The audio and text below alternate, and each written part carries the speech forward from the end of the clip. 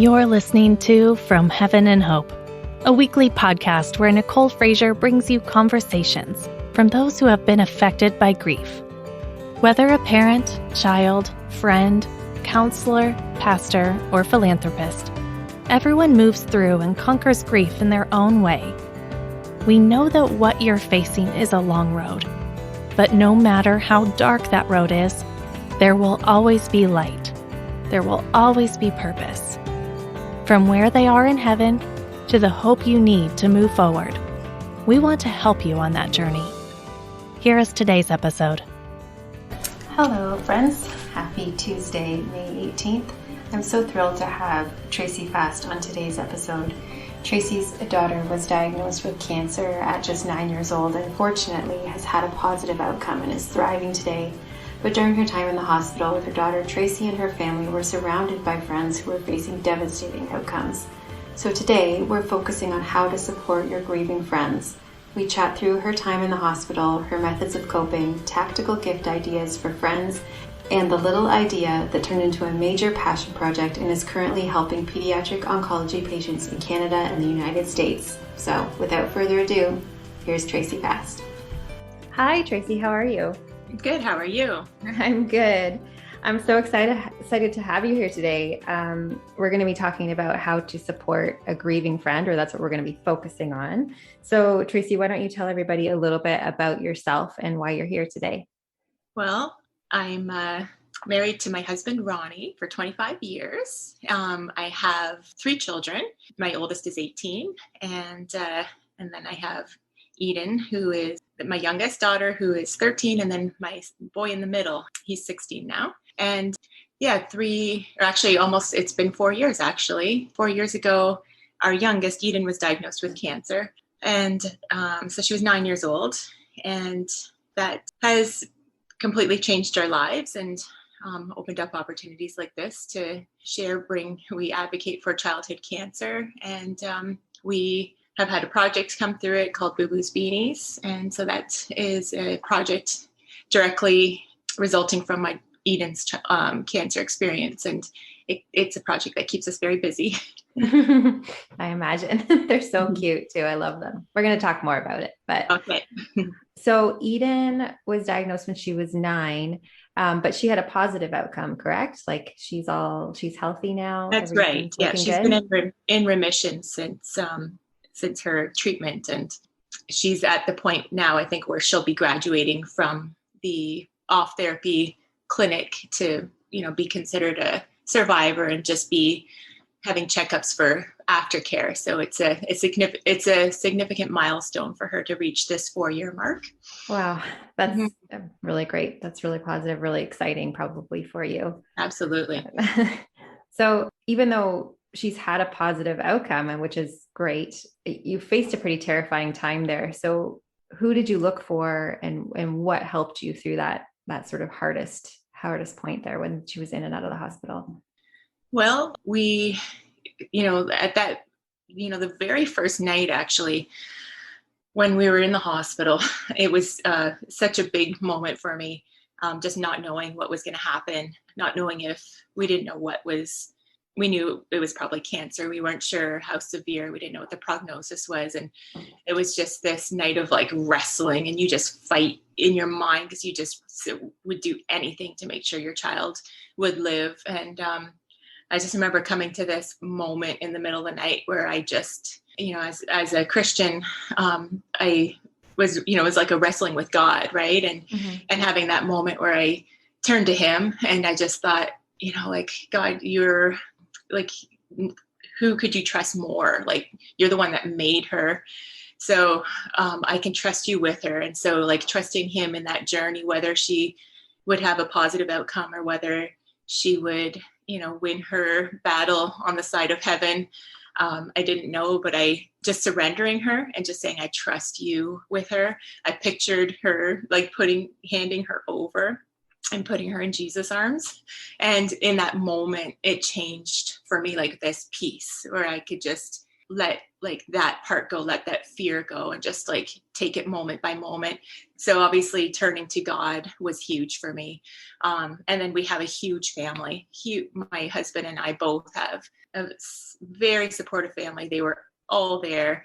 I feel terrible for people with the no visitors rules right now going through treatment, because our family was so essential for us to bring us through the journey.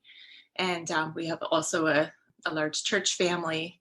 So we just got constant messages and just that positive like support from, and community. It went on and on. Like we just felt so supported and loved.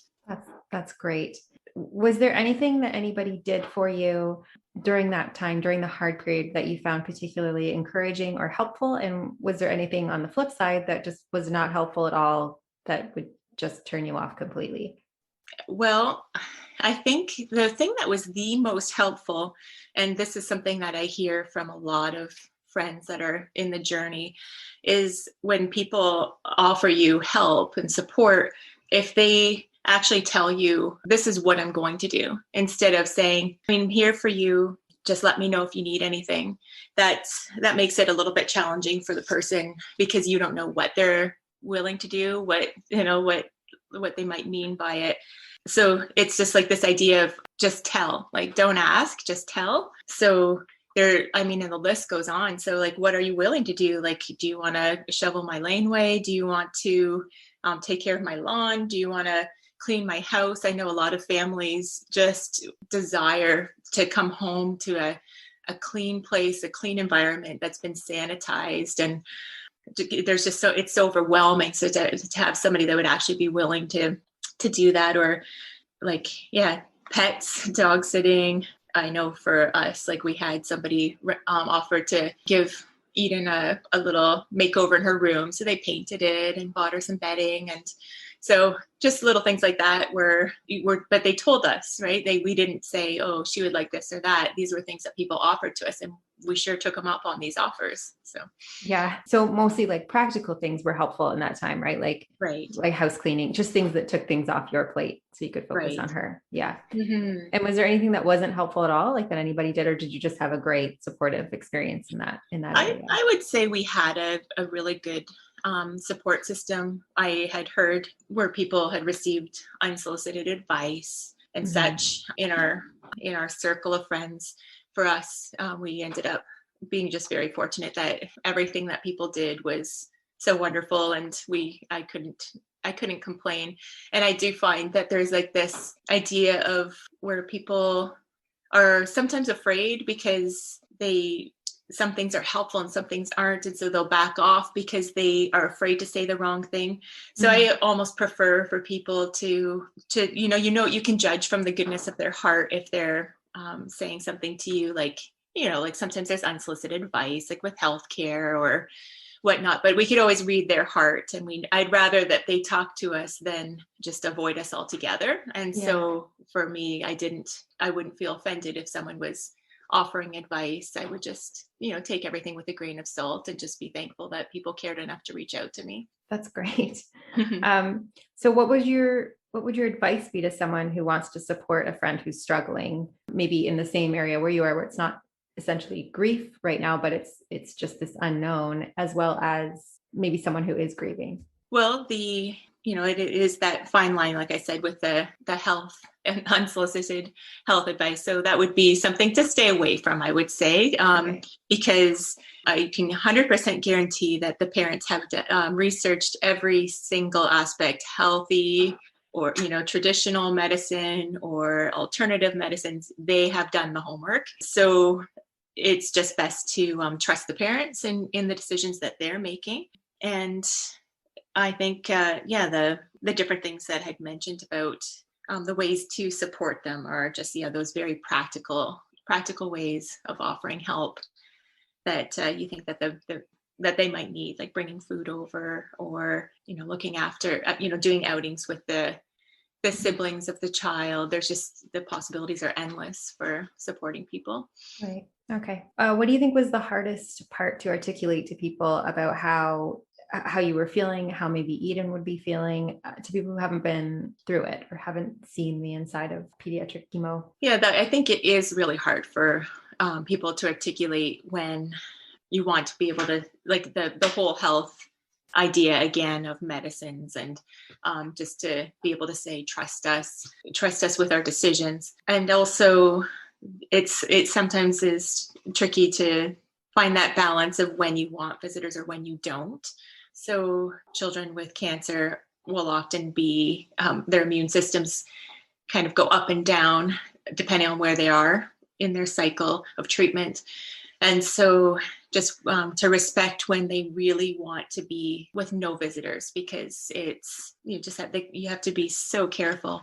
And then there's other times where you do want visitors, and you yearn for company, and people are afraid to come, so they stay away. So just finding, it's really hard to be able to explain when is, your feelings as to wanting to protect your child, during those times where they need to be in isolation. And yeah, it's hard to tell people to stay away sometimes. Yeah. Yeah. Because they just want to see you and be supportive, but it might not be the right time. Right. So as someone who's experienced a positive outcome with your daughter, how did you manage supporting friends that were either continuing their journey or maybe alternatively had a heartbreaking outcome? How do you manage that sort of balance of being supportive without them feeling sad because their child maybe didn't make it?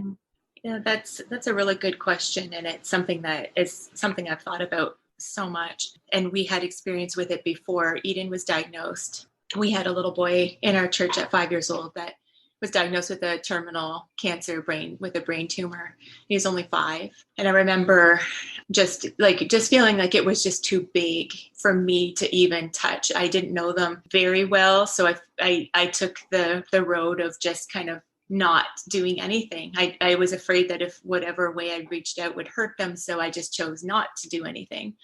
And I always, and that it bothered me because I just didn't know what to do. And I didn't want to cause them more pain. And then when we went through our experience, I realized that people were stepping out of that comfort zone to reach out to us.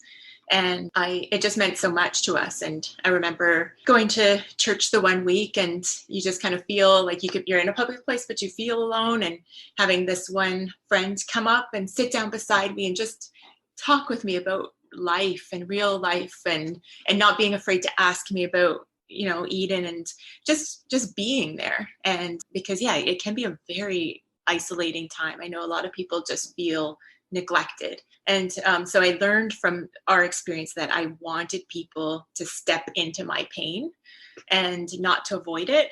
And so to show up. That's my big thing, is that these people that lose their kids really do want you to show up.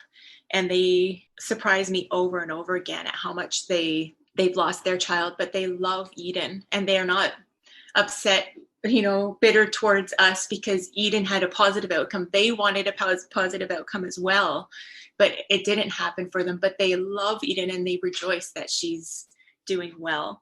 And I think saying their children's names is so important. I think so many times it feels too painful. We think we're going to bring up pain by saying their names, but I think by celebrating their child and keeping their memory alive means so much to them.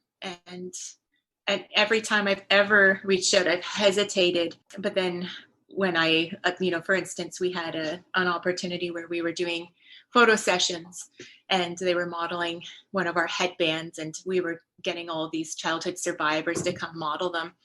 And I didn't want to leave out the families who had lost children. And so I asked them if they would want to participate and bring a picture of their child. And I was very hesitant in asking. But the response was just this overwhelming, thank you for giving us this chance. Thank you for giving us a moment to share our child's story too. Yeah, no, that completely makes sense to me. And that's been a common kind of, from everybody I've talked to so far, including myself, like you do have to say their name, because it doesn't go away for anybody else. Like the parents, like they're not gone from their mind. You're not bringing something up that they're not thinking about. So it's better for them if you acknowledge the life of of their child. So I think that's great advice. Another thing that's been relatively common is that a lot of mothers have spoken to finding healing in designing initiatives or fundraisers that benefit causes that are special to them. So do you want to talk a little bit more about your initiative about Boo Boo Beanies and how it was built and the story surrounding it, what it means now, that kind of stuff? Sure. Well, that's a big it's been quite the story for us. Yeah, so with Boo Boo's Beanies, like it was all involved or all came out of Eden's hair loss. For she was 9 years old and she was really enjoying having long hair, and just at that point where she was just becoming really self-aware. 9-year-old girls see looking in the mirror more and just paying attention to how they dress and making sure their hair looks nice before they go out the door. So to find out that she was going to be bald was just the biggest blow for her. And being 9 years old and not having any experience with cancer, she wasn't thinking about all, the possibilities of all the side effects of cancer and cancer treatments. All she thought about was her hair. And so that for her, that was huge and devastating. And so we wanted to do everything we could to support her. And actually my sister Beth had told Eden she had told me to tell Eden that she was going to shave her head so that she could match Eden. And when I told it to Eden didn't look very happy. And I kept probing her, like, is that okay? Like, Aunt Beth wants to do that. And she wouldn't respond. And then finally she said, I don't know why she would do that. And I said, because she wants to help you. And then Eden just said, well, and then she just looked confused. And I said, well, would that help you? And she said, no. And she said, actually, and I said, well, what would help you? Like, what can I tell Aunt Beth that she can do to help you? And she said, hats. And so that was just, I had come back to Beth and said, she wants hats. And Aunt Beth happened to be she's the person that the family turns to when you want fashion advice. And so of course she'd be the perfect one to hunt down some really cool hats. And so we gave her that project, and Eden had looked at pictures of what she wanted, and she wanted slouchy beanies. And that ended up being a huge challenge for Beth to find. And when she finally hunted some down, the other kids in the hospital, like other parents, had come up and said, well, where did you get her hats? Like, this is what we've been looking for. Mm-hmm. And so when I mentioned that to Beth, she set out to make a pattern and have some made so that we can donate them to the kids at the hospital. And we had imagined that it would be like making a whole bunch with a group of volunteers and donating them to McMaster Children's Hospital. And that would be like a one-time donation and of helping out. But it snowballed. It took a life of its own. And we had people that were just really wanting to support this. And Eden's nickname is Boo Boo. And so that Beth said, well, let's call these Boo Boo's Beanies. And what we discovered was people wanted to wear them for themselves, whether they had cancer or not. I think it might have been like a solidarity thing, or they just liked the look of the hats and knew that they were meaningful because other, kids with cancer were wearing them. Mm-hmm. And so we decided to do the buy one, give one concept so that other people can wear them too. And then it would help to sponsor us being able to buy fabric and make them for the kids with cancer. Yeah. So it's turned into us giving away thousands to hospitals across Canada. And we've actually been, it's been such a challenge to keep up with the amount of purchases that because people are so supportive of it, mm-hmm. that we've had to stockpile 1,000 donations because our hospitals were full. And so we finally decided to reach out to the States and see if anyone wanted them there. We had this amazing response last week that children's hospitals in the States would love our products. And so we're expanding south and continuing on so that we can continue giving to kids with cancer, which is our whole purpose in Boo Boo's Beanies. Yeah, that's amazing. I didn't realize that about going south of the border. So that's awesome. Yeah, we have some. I have 4 headbands and my daughter has a beanie and we love them. So yeah, it's great. And I learned about them from my friend who lost her daughter to cancer as well. So definitely a great cause. And I don't see why you would buy from anywhere else if you could buy the same thing. Right. Yeah, locally and for a great cause. Do you like agree with the sort of notion that putting your heart into something like this like helps heal your heart from this trauma or pain? Absolutely. Yeah. That was, I didn't realize it at the beginning, but as I was sewing and spending hours and hours sewing, I would just cry all the time, right? Mhm. And I'd be thinking about the kids and the families and the stories, and while I would sew, and I realized I had a moment where I realized it was my therapy, and I called the project my therapy, and it became almost an obsession for a little while. It was, I poured so much time and effort into it. I had to realize I needed to find a balance after a while. But at the beginning, I'm glad that no one tried to stop me. I was allowed to just pour into that. And I think I felt a little guilty sometimes because here Eden is my daughter, Boo Boo, and she's off doing something else while I'm focusing all my time and energy away from her onto this project. But so I felt a little bit guilty, but I think my heart really did need to have that time of being able to give back. Mm-hmm. Yeah, it makes perfect sense. Have you heard like through anybody else that you know or through the hospitals, have you heard of any other initiatives that other people have taken on in their sort of healing process, just as an idea for anybody else who might be listening, looking to do something? Right. Yeah, absolutely. We had one of the very first people that reached out to us when we were in the hospital. Was within the first week, a family that started their own initiative. It's called Mighty Mateo. They lost Mateo to cancer just I think he was about 2 years old, and so they do fundraisers, and they're involved directly with McMaster Children's Hospital. They're very close to all the staff there. They feed all the families on every holiday, and so they go in, and all the inpatients, like the families, get Swiss chalet or whatever they bring in for every Christmas, and then they stand there together as a family. They have another little girl since Mateo passed, and so Mighty Mateo was one. There's Carter's Smile Crusade. Young man, he wants to make kids smile, so he gives them really fun T-shirts. I know Eden wore some of his T-shirts. Some say straight out of chemo or chemo graduate, and then we recently were connected with Wish Heart Fund, and they also lost their little guy Jack, and he was just a baby, and they only recently started their project, and they've had overwhelming support. And so what they have connected with McMaster Children's Hospital. So when you make a donation, you get your tax receipt from McMaster. Mm-hmm. But they linked up with them with knowing that every penny that you donate would go into the oncology ward. And mm-hmm. so they're trying to make life better for parents in that particular ward with the childhood cancer.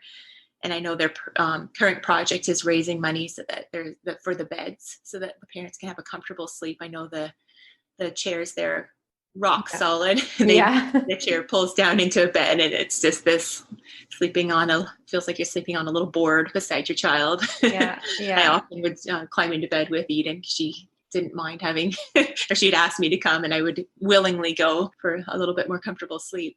Yeah. So that's those are just a few of the ones. There's other ones that have, they'll do fundraisers on their own, yard sales. Like, it seems like almost every family does something to give back. Right. Yeah, it makes sense. But those are some good ones, and we'll list those and find the links for them on our show notes page, so anybody listening can find them if they want to find Boo Boo Beanies, but also any of these other ones that you mentioned. So based on your time in and out of the hospital and the people that you've met along the way, are there any like tactical gifts that you might consider giving somebody who is in the hospital or maybe grieving? Or is there anything, I know you mentioned like house cleaning and stuff like that, but things you might buy for somebody if you're going to drop something off at the door, especially now with COVID, those sort of tactical things might be the only things that would be acceptable in the moment right now. Mm-hmm. That's true. Oh man, there's so many. I know my people would say, "What are you craving?" Because the like the kids get the hospital food, the parents often are hungry. And so, yeah, like just saying, I'm coming. What are you craving? I'll drop it off at the door. There is a fridge, there's a microwave, there's everything, access for parents in the ward. So you could, if you like bring some homemade soup or something, they can pop that in the fridge. So that was a very practical way to help us. Or just, healthier foods like fruits and veggies, things that you can't really buy at like, Tim Hortons. And then I think a helpful thing that people gave was like journals, because it's something that you process. I know a lot of people have appreciated people giving them journals and pens, and not just if the child's old enough as well, they could also have one. I know Eden was given one as well, and she would jot down little poems in hers. And and then practical things like gas cards, hospital gift cards. Like I know McMaster has, like, you can purchase something from Hamilton Health Sciences, and these gift cards, and they can use them at the restaurants, or like the parking is just so expensive. There's certain times where like there's certain organizations that will help you with parking, but they run out. So it's just nice to be able to have things that help pay for parking and grocery cards. Yeah. Pajamas were really nice, and to have like a new pair of pajamas for the hospital, and not just for the child but for the parent. I know somebody had reached out and said they'd asked my sister what size I was because they wanted to buy me comfy clothes, and they bought me Lululemon tights and pretty comfortable sweatshirts, and just so that you feel comfortable but also you don't feel too frumpy walking around the hospital. So those were so practical and just brought like they're such comfort items. I remember somebody giving me an essential oil roller called Peace, and so just putting that on, and you just pampered a little bit. And like, obviously like hand lotions and chapsticks and those types of things. Great. And then for the child, like boredom buster type of things, because it's so terribly boring for a child to be in the hospital. And so I know like for Eden's age, like kids that were in that, like, especially for girls, like preteen, or they love crafts, and so that you could just never give too many. Like, yes, you can give too many stuffed animals. But no, you can never give too many craft items.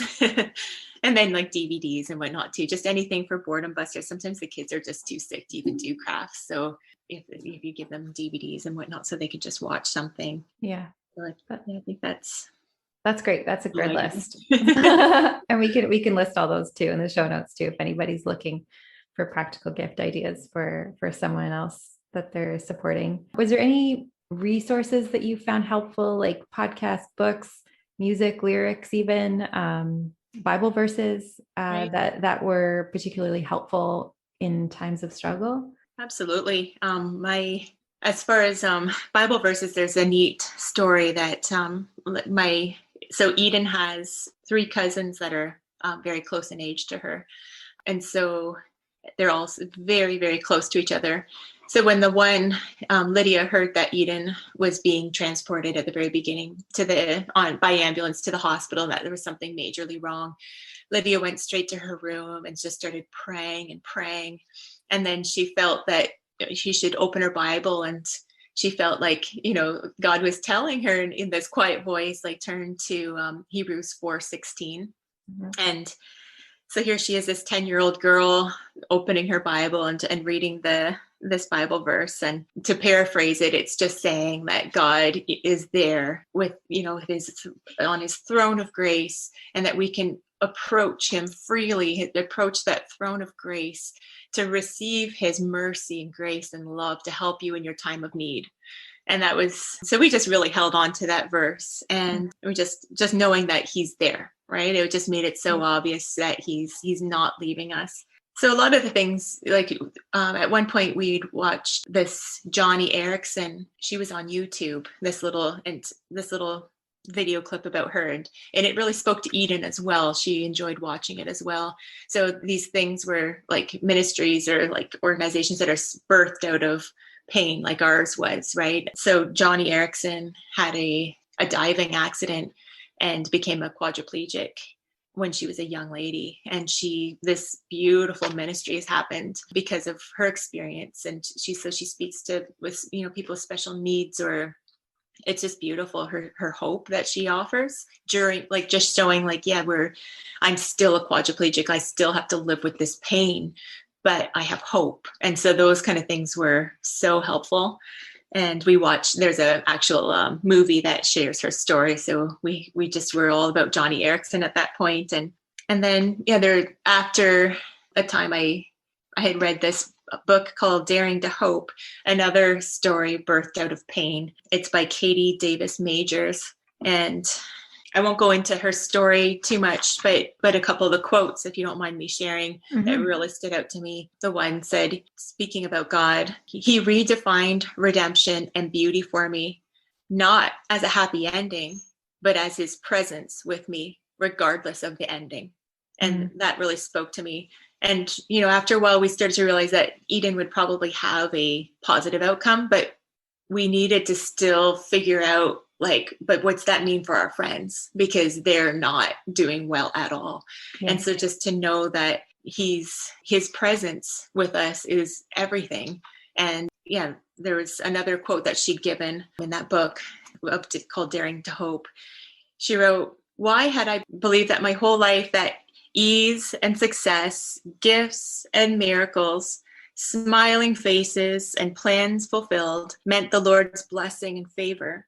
The blessings also abound in the darkest night and the deepest valley, if we have eyes to see them." And when I'd read that, it just popped off the page, because I did feel the same thing. We were just it was so dark and it was so terrifying at times, but just seeing these just little glimpses, these little things that would happen that would lift your spirits in those moments. And Eden was given a shirt by my sister at the beginning. She just gave her a bunch of comfy t-shirts and clothes to wear in the hospital. And one said, "Smiles change the world." Mm-hmm. And it looked like a cute little phrase, but it sure made me think about that phrase a lot, because, cancer and the journey, it's so hard and it's so big, but the community reaching out to us, and every little gift, every little card, every little, support that people gave would make her smile. Mm-hmm. And, in the beanies, in the slouchy beanies, they made her smile. And every little smile, made that journey so much easier, more bearable. And so I started to realize it's really true. Smiles do change the world. So it just made me realize the importance of those acts of kindness that people give. Mm-hmm. They really make a difference in, people's lives, right? So you can't take the cancer away, but you can take off a bit of their burden that day and make them smile, and then it becomes a better day for them. Yeah, no, that's great. That's awesome. And those are great quotes and resources. So we'll list those too, so that everybody has access to those. Before we go, is there anything else you want to share? Any notes or experiences or advice or anything?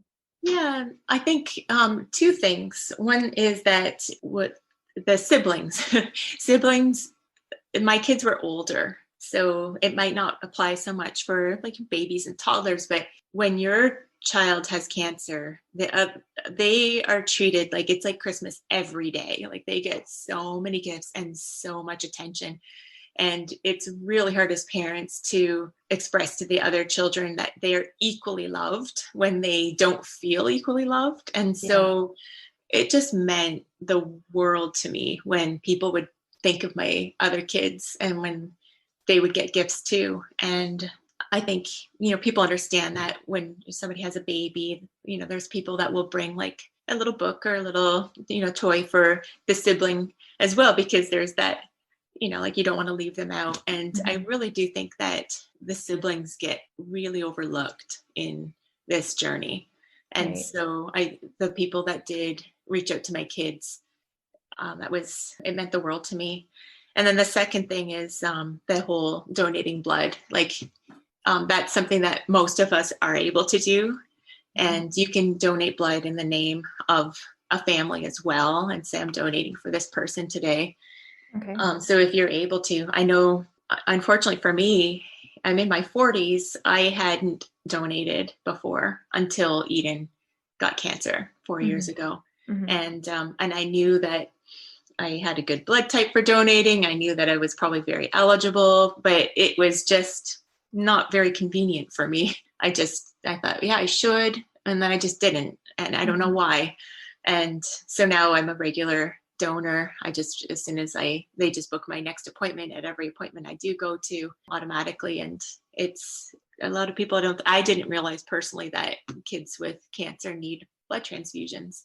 And there was at one point where they were looking at her and trying to debate whether she should have a blood transfusion or not. She was looking like she could use a booster. She was looking a little bit pale, but it was kind of borderline. And they said, we won't, for two reasons. One is because, you have to outweigh like the risk of an allergic reaction of getting the blood. So you don't jump to donate or transfusion right away.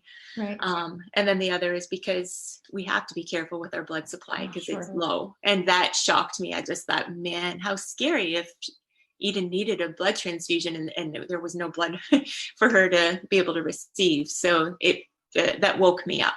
And I'm an advocate definitely for people to donate blood. Okay. Do you have any, like, where do you donate blood when you do it, just for people to know?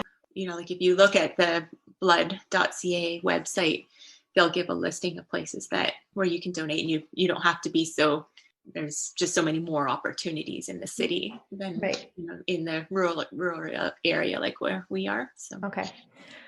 Great. We'll put that up there too. So just finally, where can everybody find you and find Boo Boo's Beanies? Well, we have the website. So it's www.booboosbeanies.com. And we always say, don't forget the S in Boo Boos. And then also we have Instagram, and we also have Facebook. And so it's the same thing, but the handle just being Boo Boo's Beanies, all one word. Great. That's great. Okay. Thank you so much, Tracey. This was really enlightening and just nice to have a discussion about, from your end, having a positive outcome and just supporting people along the way. Oh, I really appreciate this opportunity. My heart is so thankful for people like you who advocate for childhood cancer, because I don't think it's talked about enough. And it's wonderful to be able to have more voices and to have that support for the families, because it is a very difficult journey. Is there any, before, I guess, one more question, from a specifically childhood cancer perspective, what do you think people could do if they want to advocate for change or more funding, or what are some things that they could do there? Well, there's September's Childhood Cancer Month, and the ribbon for childhood cancer is gold. And we feel that if people are more aware of it, like the pink ribbon became so ubiquitous for breast cancer, that maybe the attention will bring, more awareness and funds towards childhood cancer. And so there's definitely different places that you can look into for childhood cancer, like Child Can, and there's Ontario Parents Advocating for Childhood Cancer. That's OPACC. Just a number of different groups that you can reach out to that will show you where you can donate for actual raising funds for making, research. And because I think it's not very well researched. It is, unfortunately, childhood cancer is not a moneymaker for, for the pharmaceutical companies. And so it does get pretty neglected. And so that is a need for sure to have more research, so that, because the treatments are very old, and, leukemia is one that they've made a big turnaround for. The 30 years ago, a child diagnosed with leukemia had a small percent chance of survival. And they've turned the numbers around for leukemia, lymphoma, but there's so many more brain tumors and whatnot, like they have not been touched. And so it's almost barbaric, the treatments and the different things that they have to use. And it's frustrating for the doctors that are trying to treat them, because there aren't a whole lot of options. And so it's something that, it starts with awareness and talking about it. So like I said, with just sharing posts, and especially during that Childhood Cancer Month, Awareness Month. Okay. That's great. Okay. Thank you so much, Tracey. That's really helpful. We'll put all our resources on our show notes page for anybody listening. So check it out there if you're looking for how to support a friend, how to help with awareness for childhood cancer research, or if you're just looking for a book to read or some Bible verses to go to in a time of struggle. Thanks so much. You're welcome.